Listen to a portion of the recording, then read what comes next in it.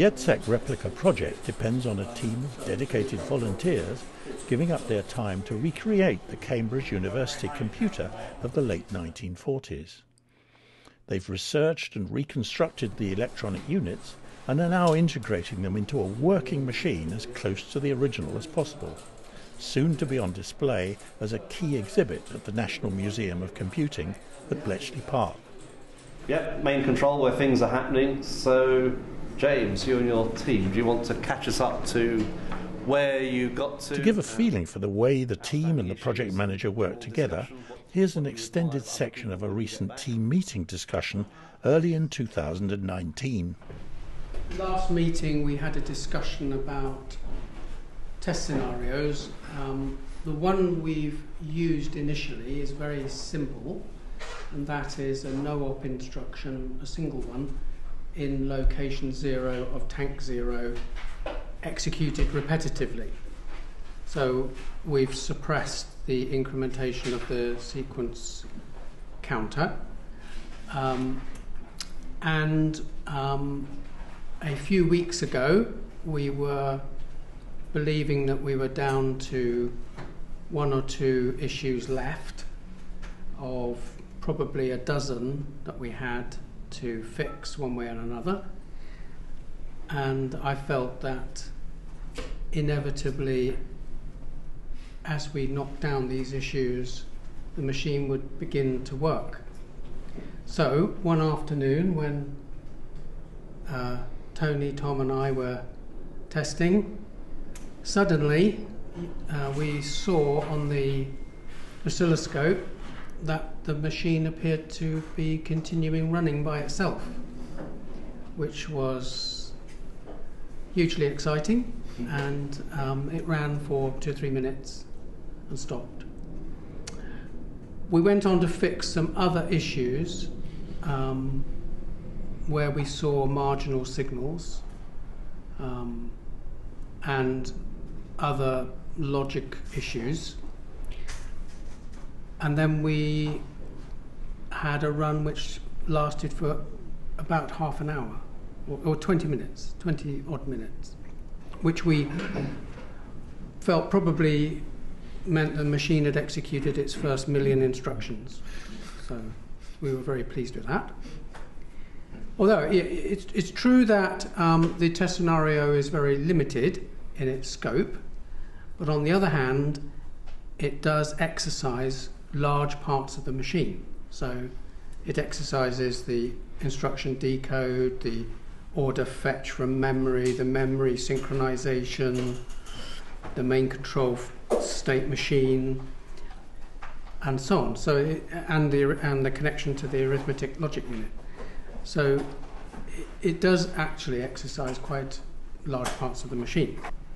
The main issue is repeatability and reliability. So occasionally we have dud valves to hunt down, and we're getting a little bit quicker at doing that. So I think Tony and I found a dud valve in about 20 minutes and replaced it, which was a bit of a record. One of our very long runs was a day when Peter was here and you had tuned the clock accurately, and that seems to matter. So I would like to see some incremental improvements directed at reliability, and I think that's because as we move through the testing phase, the machine becomes operational in a sense as a demonstration in the museum, as an artifact that we can demonstrate to the public, and it begins to swing over to being operational rather than under test. So it would help us if we had an accurate and easy to use clock frequency meter that would help the testing stroke operational team to tune the clock accurately. That would help, I think. The memory is much more sensitive. I think you need to have an idea of the order of magnitude of the problem you've got. Yes. And I think your problem is something like 100 times less severe than mine. Yes, So I think when I'm making a fuss about it, you need not worry. that's it. Yeah. One thing I would point out, there seems to be a real issue with adjustment. Yeah. And I think we should try to introduce additional screening and some other method of tweaking the clock, because I've seen people fiddling with it, especially Peter. It's a bit of a nightmare because his body capacitance actually changes the frequency itself, so it tends to be a very... If you're within 2 feet of it, it changes. Yeah. Right. So something we could actually look at. Yeah, it is. Yes, intrusion. I've got a single slide presentation later which will help with all that. For us, it's the interaction between the frequency and the delay circuits which generate the proper digit pulses. And it's those digit pulses generation that actually screwed us last time. Yeah, but James and I found that it was extremely sensitive. We were comparing notes on whether we were moving it 1 or 2 degrees to make it work. To me, that's the area of our difficulty, not the clock frequency. Yes. Because we could turn the clock frequency by a huge amount, which would really have upset Peter. It didn't make any difference to our waveforms. No.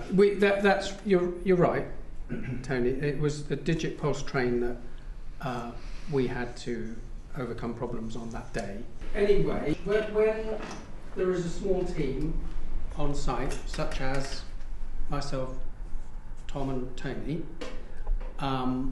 we don't have all the expertise on hand, and therefore we need some tools that would help us get the machine working.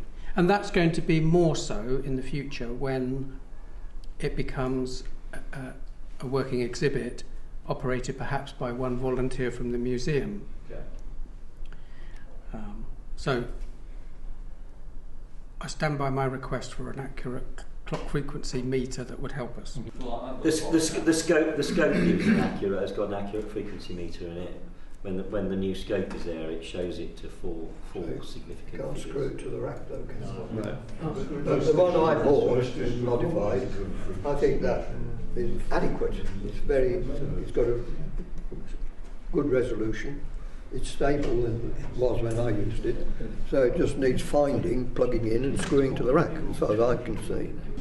Okay, so we need to look at Anyway, Chris's box. could some people follow that one through Right. and get it?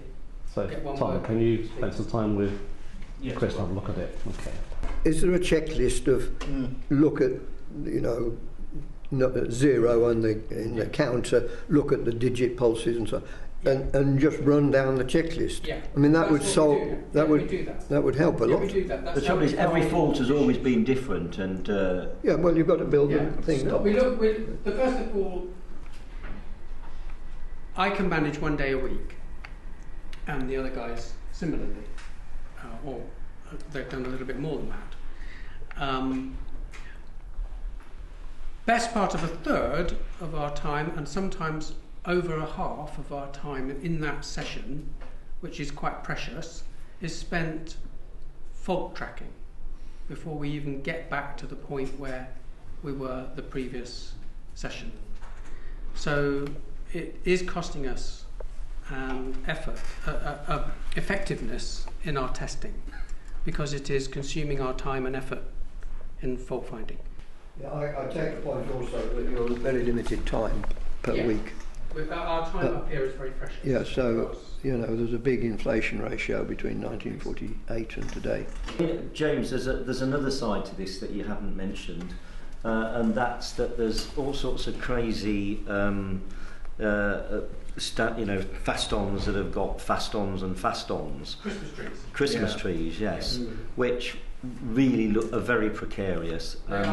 We've got a little clock zero that I put in a little plastic bag that's taped onto the side of the chassis and things like that. There's all sorts of things like that we said we would try and tidy up during this hiatus. I mean, those are the sort of things I imagine we would want to do to try and make it reliable as well. Listening to this, I feel quite sympathetic to James's plea to solder sweat the fast-ons on chassis that you feel you're not going to be wanting to take out very often, for a number of reasons. It nails fast-ons falling off. It makes people think before they remove them. And if they are being accidentally snagged or whatever, it'll be obvious because the wire will be pulled off the fasten or it'll be otherwise mangled. And it's pretty close to prototypical of what the original pioneers did. That doesn't preclude also thinking about having labelling as a means of identifying loose wires, particularly after you've unsweated a whole rack or whatever. But they're kind of two slightly separate conversations. And I think we do need to get rid of precarious structures where we've got groups of fast-ons all plugged into each other. That's not prototypical, it's not very robust. Cabling, tank switching cabling has all been completed. That is actually in now. I've tested some of the tank switching onto the console switch, which actually work. Whenever we open up the EDSAC again, I shall test all the cabling and in conjunction with each O1 chassis so we can have a good start on that. Yeah. This is builders. Secrets. Yeah, this is builders being an all-hands meeting, so it gets an all-hands slide set. So since the last all-hands meeting, we've fitted the coffins out. We've got the metalwork boxes for the long lines, built 5 of them. That's 5 fully functional boxes, which is 10 tanks worth. Basically, the storage boxes have been stable for some time. There's one area where we had to do work post arrival of the metalwork to get the required level of reliability, and that's in suppressing echoes on the wire. The long lines are quite busy because of being a spiral, they've got lots of mounting points on them. And so there's 26 mounting points, which means there are hundreds of 2 reflection multipaths, which add into the possibility of getting bad patterns. So it's necessary to find a way of reducing mounting point echoes. The worst cases were about 1% and a bit reflection coefficient. You've got to get them well below 1%. To do this, I had to do some measurements, and the first stage of this was to estimate what the contact forces were between the wire and the mounting points. So I had this piece of Heath-Robertson modelling, which involves setting up a cone of little weights and a piece of delay line wire, and sliding a washer up and down to change the cone angle, which changes the forces and thereby the radius of the wire. And that lets you calculate the contact forces. And the best combination turned out to be either synthetic foam or synthetic felt. They work equally well, but the foam is more resilient. The other thing that needed to be done was to rework the end of tape buffers that absorb the spurious signal that goes the wrong way out of the transducer, and that resulted in a new design. So the replacement one has a 3-layer sandwich, and the tapes come in, do 180, come back through, do another 180 and come out, and the middle 2 pieces of rubber are actually soft foam. So they can be much more gradual, and that works fine. Other issues, clock stability, already touched on. I wouldn't try and put the scale into context. Why I bitch about the clock so much more than other people, and why I don't want to spread alarm despondency as a result. But for the store to work, the clock has to be stable over a 576-bit period. And that's the key multiplier. So the clock will definitely fail if you're half a clock cycle out in 576. So I can say for sure that 1 part in 1,000 is not going to work. With luck, 1 part in 2,000 will work.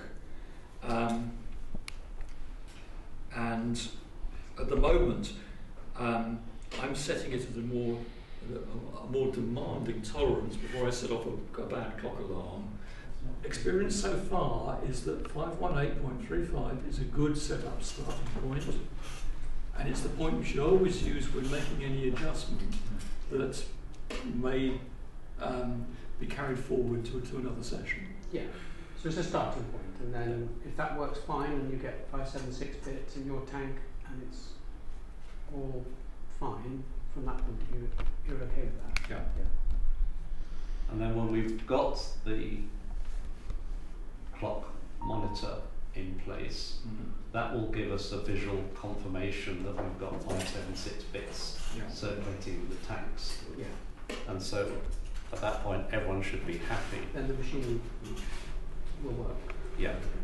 What I don't have a feel for is how quickly the clock monitor, or how quickly the clock will vary with temperature, how often you need to be tweaking it. That's what's lacking. We don't have any data about variation of frequency with temperature, and we know that we've got hand capacity effects. Right. That latter we ought to be able to fix. We know roughly the order of magnitude. We know that you turn it on, and for the first half hour you've got to adjust it every couple of minutes. Right. And then after about, with the period extending as time goes on, and by the time you get out to the 1 hour level, it'll probably go on to half an hour. It's quite certain that certainly as in the first year of operation, the major effect was the temperature effect on the mercury. Which is a problem we don't have. And the temperature effect on the mercury, having an accurate frequency standard doesn't help you, because there you are chasing the tail of the tank, and you have to make sure it's 576 bits at whatever frequency you need. Yeah.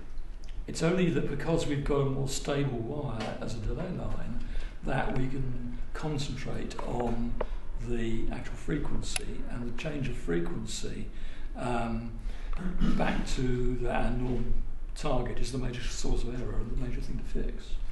Okay, so the outstanding issue seems to be the stability of the clock in itself, particularly when the machine is warming up the first few hours. Okay. Is that something your proposal addresses, Tony? Obviously, yes, it will stabilise it completely. Okay, so shall I put your slide up and you talk through it? If Chris will allow me to speak about it, yes. Okay. Okay, having listened to all this discussion on the clock, and bearing in mind that this has to work here at TNMoC, where there won't be a man in a white coat tweaking the knob all the while, I think it's essential to actually synchronise the clock. And here's a simple idea I've got on the board. It's an SI5351 triple output I2C driven synthesizer. Now the whole thing, I'm not trying to replace the EDSAC clock with another clock. All I'm suggesting is that we have a very small capacitor putting in pulses into the LC tuned circuit, which synchronises it. And synchronising of LC oscillators is a well-known thing to do. So what I'm suggesting, this has a temperature compensated crystal in the synthesizer. It'll make the oscillator stable if that synchronisation works, and that's the only if bit. And if we need to control the frequency according to a lookup table, according to the temperature of the stores, we can do it this way. And it immediately avoids having to have the guy in the white coat, the official EDSAC white coat, turning the knob and having hand capacitance problems. And I would say this is what we need for the future to make EDSAC reliable here at TNMoC. Shoot me down in flames if you want to. I want to. Yeah. This is completely against the spirit of the machine. Well, is the spirit of the machine not to work? Is the spirit of the machine not to be running most of the time? It will work. It did work. It does work. Yeah, but it had a staff of 12 full-time staff. No, it didn't. 7 days a week. Most of the days of the week during office hours, it had 2 women running it. Well, were they trained to turn the knob? Yes. Yes. Right, okay. Now, in terms of demoing the machine, we're not running EDSAC 24/7 as an online cloud computing service. We're showing people how it was used in its day. And part of its use in the day was before your program run, you looked at the clock monitor. Now, if we've got a problem that when you've turned the machine on for the next 3 hours, our clock is drifting all over the place, that's going to make demos infeasible. If it's the machine settles down in 10 or 15 minutes and you dial it in, then the operating instructions are 15 minutes before you want to start doing demos, turn the machine on. So am I getting the impression that from you, Andrew, that you want that level of historical I've already bought the accuracy? but my understanding, for instance, is it's going to be used with school parties where they've possibly prepared a program running on a simulator. They're going to have it put through the paper tape punch and then run through EDSAC. Yeah, but in the same And way. are you saying? No, hold on. Are you saying that an operative from this group is going to be here all the while to police that operation? There will be approved demonstrators, as there are, for example, for the which also has a few startup challenges. And it will be the operators who will demonstrate the use of the machines. Now, the way I envisage a party coming around who've pre-prepared their programs is the machine will have been turned on some minutes in advance of them coming around. The person giving the demo might be wearing a white coat. The ladies didn't wear white coats. It might not be a lady demonstrator. We might be modern and allow men to use machines. We'll have a diverse presentation. The person demonstrating will probably talk about one of the challenges with these machines was setting the computer to run at a speed compatible with the memory. They did this by twiddling this knob until this screen looked like such and such. Demonstrate that. And then you're ready to run the first program. And depending on how operational experience shows itself to be, it might be, child one, please give me your paper tape. And the demonstrator takes it, puts it in the tape reader, presses the start button, clatter, clatter, clatter, tears something off the teleprinter. Then person number two. If we're comfortable with how the front of stage works, we might allow 1 or 2 people, carefully escorted, to come in, put their thing in the tape reader, push that button there labelled start. But the machine will always be operated under the supervision of a museum-approved demonstrator who is trained to manage people and trained to make sure it remains a safe environment, as they do with the witch. So not all the museum guides, for example, are allowed to turn the witch on or demonstrate it. Now, whether those people include some of us is a matter of individual people's preferences on whether they want to be involved as demonstrators. And if it all goes bang and there's a cloud of blue smoke, the demo finishes, and the EDSAC fire brigade is summoned and they will appear at some point. There's not necessarily an expectation that the machine can be fixed there and then. And we sometimes lose witch for 3 or 4 days until the people who understand the machine can be available to come in and diagnose it. The demonstrators generally don't know how to diagnose, other than some very well-known, easy-to-fix faults. No, fair enough. If you see that operation of that knob by a man or a woman, maybe in a white coat or not, as an essential part of it, then okay, we can scrap that idea. But I just wanted to have a way of it being a reliable machine from that point of view, without this tweak that has to be done. 2 caveats. While we're in the debugging phase, if people are saying the clock drift is a real nuisance, then I'm happy as a short-term thing to have a forcing device. And if it turns out in practice the warming up period is inconveniently long, like more than 15 minutes, again I'd be prepared to contemplate having a forcing device to make that work. So we might not want to completely bin this. We may need it as a debugging aid it made an operational thing. But I think first base is if we've got the clock pulse monitor by the time we're back up and running again, and getting the picture on that right, twiddling the knob, gives us a stable enough clock, then we're home and dry. If that turns out to be not good enough for debugging purposes, then I'm happy as an interim thing to force the clock. Does that make sense? We could put that in the standby clock system and have it tested over the interregnum, That would be a good idea. and preferably with an oscillator watching it or whatever Yeah. we need. Yeah, have an experiment with the spare clock pulse Yeah. generator chassis. Get it holding the reference frequency that I saw you wrote down, Yeah, I did. so you know where you're going. Yeah, yeah. Get that running and then play with a hairdryer and report back. Yeah.